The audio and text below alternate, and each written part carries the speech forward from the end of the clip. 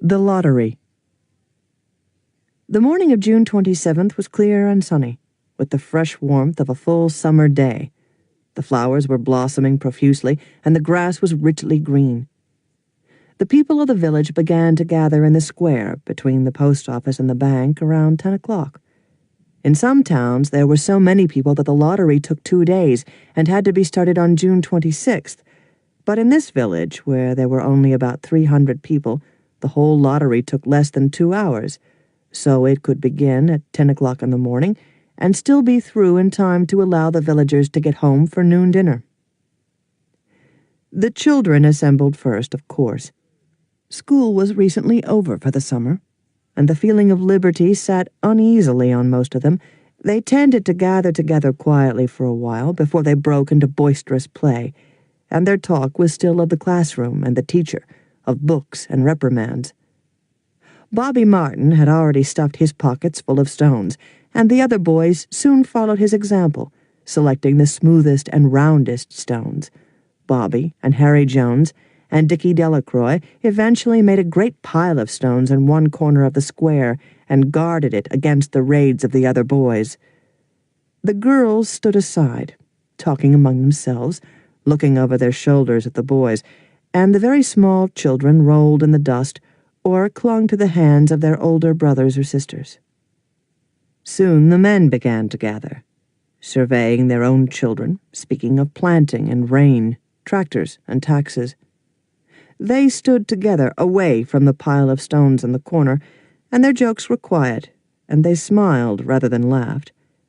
The women, wearing faded house dresses and sweaters, came shortly after their menfolk. They greeted one another and exchanged bits of gossip as they went to join their husbands. Soon the women, standing by their husbands, began to call to their children, and the children came reluctantly, having to be called 4 or 5 times. Bobby Martin ducked under his mother's grasping hand and ran, laughing, back to the pile of stones. His father spoke up sharply, and Bobby came quickly and took his place between his father and his oldest brother. The lottery was conducted, as were the square dances, the teenage club, the Halloween program, by Mr. Summers, who had time and energy to devote to civic activities. He was a round-faced, jovial man, and he ran the coal business, and people were sorry for him, because he had no children and his wife was a scold. When he arrived in the square, carrying the black wooden box, there was a murmur of conversation among the villagers, and he waved and called, "Little late today, folks." The postmaster, Mr. Graves, followed him, carrying a 3-legged stool, and the stool was put in the center of the square, and Mr. Summers set the black box down on it. The villagers kept their distance, leaving a space between themselves and the stool, and when Mr. Summers said, "Some of you fellows want to give me a hand?" there was a hesitation before 2 men, Mr. Martin and his oldest son Baxter, came forward to hold the box steady on the stool, while Mr. Summers stirred up the papers inside it. The original paraphernalia for the lottery had been lost long ago, and the black box now resting on the stool had been put into use even before Old Man Warner, the oldest man in town, was born. Mr. Summers spoke frequently to the villagers about making a new box, but no one liked to upset even as much tradition as was represented by the black box. There was a story that the present box had been made with some pieces of the box that had preceded it, the one that had been constructed when the first people settled down to make a village here. Every year after the lottery, Mr. Summers began talking again about a new box, but every year the subject was allowed to fade off without anything's being done. The black box grew shabbier each year. By now it was no longer completely black, but splintered badly along one side to show the original wood color, and in some places faded or stained.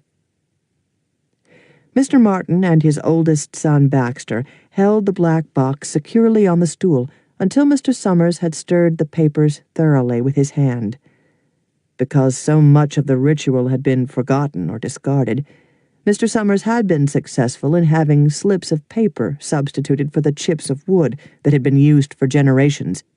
Chips of wood, Mr. Summers had argued, had been all very well when the village was tiny, But now that the population was more than 300 and likely to keep on growing, it was necessary to use something that would fit more easily into the black box. The night before the lottery, Mr. Summers and Mr. Graves made up the slips of paper and put them in the box, and it was then taken to the safe of Mr. Summers' coal company and locked up until Mr. Summers was ready to take it to the square next morning. The rest of the year the box was put away, sometimes one place, sometimes another. It had spent 1 year in Mr. Graves's barn, and another year underfoot in the post office, and sometimes it was set on a shelf in the Martin grocery and left there. There was a great deal of fussing to be done before Mr. Summers declared the lottery open. There were the lists to make up, of heads of families, heads of households in each family, members of each household in each family. There was the proper swearing in of Mr. Summers by the postmaster, as the official of the lottery. At one time, some people remembered, there had been a recital of some sort, performed by the official of the lottery, a perfunctory, tuneless chant that had been rattled off duly each year. Some people believed that the official of the lottery used to stand just so when he said or sang it. Others believed that he was supposed to walk among the people, but years and years ago this part of the ritual had been allowed to lapse. There had been also a ritual salute, which the official of the lottery had had to use in addressing each person who came up to draw from the box, but this also had changed with time. Until now it was felt necessary only for the official to speak to each person approaching. Mr. Summers was very good at all this. In his clean white shirt and blue jeans, with one hand resting carelessly on the black box, he seemed very proper and important as he talked interminably to Mr. Graves and the Martins. Just as Mr. Summers finally left off talking and turned to the assembled villagers, Mrs. Hutchinson came hurriedly along the path to the square, her sweater thrown over her shoulders, and slid into place in the back of the crowd. "Clean forgot what day it was," she said to Mrs. Delacroix, who stood next to her, and they both laughed softly. "Thought my old man was out back stacking wood," Mrs. Hutchinson went on. "And then I looked out the window and the kids was gone, and then I remembered it was the 27th and came a-running." She dried her hands on her apron, and Mrs. Delacroix said, "You're in time, though. They're still talking away up there." Mrs. Hutchinson craned her neck to see through the crowd and found her husband and children standing near the front. She tapped Mrs. Delacroix on the arm as a farewell and began to make her way through the crowd. The people separated good-humoredly to let her through. 2 or 3 people said, in voices just loud enough to be heard across the crowd, "Here comes your Mrs. Hutchinson," and "Bill, she made it after all." Mrs. Hutchinson reached her husband, and Mr. Summers, who had been waiting, said cheerfully, "Thought we were going to have to get on without you, Tessie." Mrs. Hutchinson said, grinning, "Wouldn't have me leave my dishes in the sink now, would you, Joe?" And soft laughter ran through the crowd as the people stirred back into position after Mrs. Hutchinson's arrival. "Well now," Mr. Summers said soberly, "guess we better get started, get this over with, so's we can go back to work. Anybody ain't here?" "Dunbar," several people said. "Dunbar, Dunbar." Mr. Summers consulted his list. "Clyde Dunbar," he said. "That's right. He's broke his leg, hasn't he? Who's drawing for him?" "Me, I guess," a woman said, and Mr. Summers turned to look at her. "Wife draws for her husband," Mr. Summers said. "Don't you have a grown boy to do it for you, Janie?" Although Mr. Summers and everyone else in the village knew the answer perfectly well, it was the business of the official of the lottery to ask such questions formally. Mr. Summers waited with an expression of polite interest while Mrs. Dunbar answered. "Horace is not but 16 yet," Mrs. Dunbar said regretfully. "Guess I gotta fill in for the old man this year." "Right," Mr. Summers said. He made a note on the list he was holding. Then he asked, "Watson boy drawing this year?" A tall boy in the crowd raised his hand. "Here," he said. "I'm drawing for my mother and me."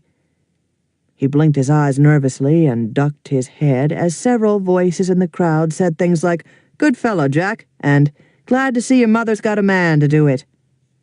Well, Mr. Summers said, guess that's everyone. Old man Warner make it? Here, a voice said, and Mr. Summers nodded. A sudden hush fell on the crowd as Mr. Summers cleared his throat and looked at the list. All ready? He called. Now, I'll read the names, heads of families first, and the men come up and take a paper out of the box. Keep the paper folded in your hand without looking at it until everyone has had a turn. Everything clear? The people had done it so many times that they only half listened to the directions. Most of them were quiet, wetting their lips, not looking around. Then Mr. Summers raised one hand high and said, Adams. A man disengaged himself from the crowd and came forward. Hi, Steve, Mr. Summers said, and Mr. Adams said, Hi, Joe. They grinned at one another humorlessly and nervously. Then Mr. Adams reached into the black box and took out a folded paper. He held it firmly by one corner as he turned and went hastily back to his place in the crowd, where he stood a little apart from his family, not looking down at his hand. Allen, Mr. Summers said. Anderson? Bentham? Seems like there's no time at all between lotteries anymore, Mrs. Delacroix said to Mrs. Graves in the back row. Seems like we got through with the last one only last week. Time sure goes fast, Mrs. Graves said. Clark? Delacroix? There goes my old man, Mrs. Delacroix said. She held her breath while her husband went forward. Dunbar? Mr. Summers said, and Mrs. Dunbar went steadily to the box, while one of the women said, Go on, Janie, and another said, There she goes. Where next? Mrs. Graves said. She watched while Mr. Graves came around from the side of the box, greeted Mr. Summers gravely, and selected a slip of paper from the box. By now, all through the crowd there were men holding the small, folded papers in their large hands, turning them over and over nervously.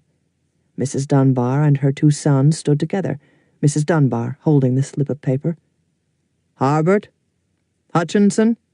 Get up there, Bill, Mrs. Hutchinson said, and the people near her laughed. Jones? They do say, Mr. Adams said to old man Warner, who stood next to him, that over in the North Village they're talking of giving up the lottery. Old man Warner snorted. Pack of crazy fools, he said. Listening to the young folks, nothing's good enough for them. Next thing you know, they'll be wanting to go back to living in caves, nobody work anymore, lived that way for a while. Used to be a saying about lottery in June, corn be heavy soon.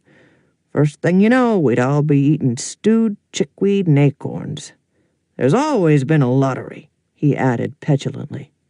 Bad enough to see young Joe Summers up there joking with everybody. Some places have already quit lotteries, Mrs. Adams said. Nothing but trouble in that, old man Warner said stoutly. Pack of young fools. Martin? And Bobby Martin watched his father go forward. Overdyke? Percy? I wish they'd hurry, Mrs. Dunbar said to her older son. I wish they'd hurry. They're almost through, her son said. You get ready to run tell Dad, Mrs. Dunbar said. Mr. Summers called his own name, and then stepped forward precisely and selected a slip from the box. Then he called, Warner? 77th year I've been in the lottery, old man Warner said as he went through the crowd. 77th time. Watson? The tall boy came awkwardly through the crowd. Someone said, Don't be nervous, Jack. And Mr. Summers said, Take your time, son. Zanini. After that, there was a long pause, a breathless pause, until Mr. Summers, holding his slip of paper in the air, said, All right, fellows. For a minute, no one moved, and then all the slips of paper were opened, Suddenly, all the women began to speak at once, saying, "Who is it? Who's got it? Is it the Dunbars? Is it the Watsons?" Then the voices began to say, "It's Hutchinson. It's Bill. Bill Hutchinson's got it." "Go tell your father," Mrs. Dunbar said to her older son. People began to look around to see the Hutchinsons. Bill Hutchinson was standing quiet, staring down at the paper in his hand. Suddenly, Tessie Hutchinson shouted to Mr. Summers, "You didn't give him enough time to take any paper he wanted. I saw you. It wasn't fair." "Be a good sport, Tessie," Mrs. Delacroix called, and Mrs. Graves said, "All of us took the same chance." "Shut up, Tessie," Bill Hutchinson said. "Well, everyone," Mr. Summers said, "that was done pretty fast, and now we've got to be hurrying a little more to get done in time." He consulted his next list. "Bill," he said, "you draw for the Hutchinson family. You got any other households in the Hutchinsons?" "There's Don and Eva," Mrs. Hutchinson yelled. "Make them take their chance." "Daughters draw with their husbands' families, Tessie," Mr. Summers said gently. "You know that as well as anyone else." "It wasn't fair," Tessie said. "I guess not, Joe," Bill Hutchinson said regretfully. "My daughter draws with her husband's family, that's only fair, and I've got no other family except the kids. Then, as far as drawing for families is concerned, it's you," Mr. Summers said in explanation. "And as far as drawing for households is concerned, that's you too, right?" "Right," Bill Hutchinson said. "How many kids, Bill?" Mr. Summers asked formally. "3," Bill Hutchinson said. "There's Bill Jr. and Nancy and little Dave, and Tessie and me." "All right, then," Mr. Summers said. "Harry, you got their tickets back?" Mr. Graves nodded and held up the slips of paper. "Put them in the box, then," Mr. Summers directed. "Take Bill's and put it in." "I think we ought to start over," Mrs. Hutchinson said, as quietly as she could. "I tell you, it wasn't fair. You didn't give him time enough to choose. Everybody saw that." Mr. Graves had selected the 5 slips and put them in the box, and he dropped all the papers but those onto the ground, where the breeze caught them and lifted them off. "Listen, everybody," Mrs. Hutchinson was saying to the people around her. "Ready, Bill?" Mr. Summers asked, and Bill Hutchinson, with one quick glance around at his wife and children, nodded. "Remember," Mr. Summers said, "take the slips and keep them folded until each person has taken one. Harry, you help little Dave." Mr. Graves took the hand of the little boy, who came willingly with him up to the box. "Take a paper out of the box, Davy," Mr. Summers said. Davy put his hand into the box and laughed. "Take just one paper," Mr. Summers said. "Harry, you hold it for him."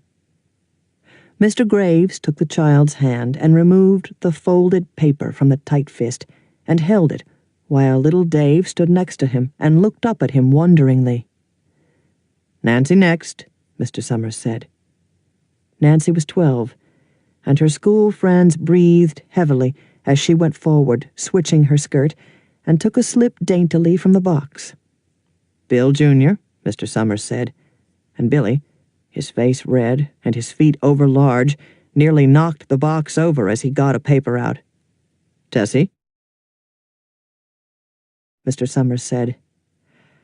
She hesitated for a minute, looking around defiantly, and then set her lips and went up to the box. She snatched a paper out and held it behind her. "Bill?" Mr. Summers said. And Bill Hutchinson reached into the box and felt around, bringing his hand out at last with the slip of paper in it. The crowd was quiet. A girl whispered, "I hope it's not Nancy." And the sound of the whisper reached the edges of the crowd. "It's not the way it used to be," Old Man Warner said clearly. "People ain't the way they used to be." "All right," Mr. Summers said. "Open the papers. Harry, you open little Dave's." Mr. Graves opened the slip of paper, and there was a general sigh through the crowd as he held it up and everyone could see that it was blank. Nancy and Bill Jr. opened theirs at the same time, and both beamed and laughed, turning around to the crowd and holding their slips of paper above their heads. "Tessie," Mr. Summers said. There was a pause, and then Mr. Summers looked at Bill Hutchinson, and Bill unfolded his paper and showed it. It was blank. "It's Tessie," Mr. Summers said, and his voice was hushed. "Show us her paper, Bill." Bill Hutchinson went over to his wife and forced the slip of paper out of her hand. It had a black spot on it, the black spot Mr. Summers had made the night before with the heavy pencil in the coal company office. Bill Hutchinson held it up, and there was a stir in the crowd. "All right, folks," Mr. Summers said. "Let's finish quickly." Although the villagers had forgotten the ritual and lost the original black box, they still remembered to use stones. The pile of stones the boys had made earlier was ready. There were stones on the ground with the blowing scraps of paper that had come out of the box. Mrs. Delacroix selected a stone so large she had to pick it up with both hands and turn to Mrs. Dunbar. "Come on," she said. "Hurry up." Mrs. Dunbar had small stones in both hands, and she said, gasping for breath, "I can't run it all. You'll have to go ahead and I'll catch up with you." The children had stones already, and someone gave little Davy Hutchinson a few pebbles. Tessie Hutchinson was in the center of a cleared space by now, and she held her hands out desperately as the villagers moved in on her. "It isn't fair," she said. A stone hit her on the side of the head. Old Man Warner was saying, come on, everyone." Steve Adams was in the front of the crowd of villagers, with Mrs. Graves beside him. "It isn't fair! It isn't right!" Mrs. Hutchinson screamed, and then they were upon her.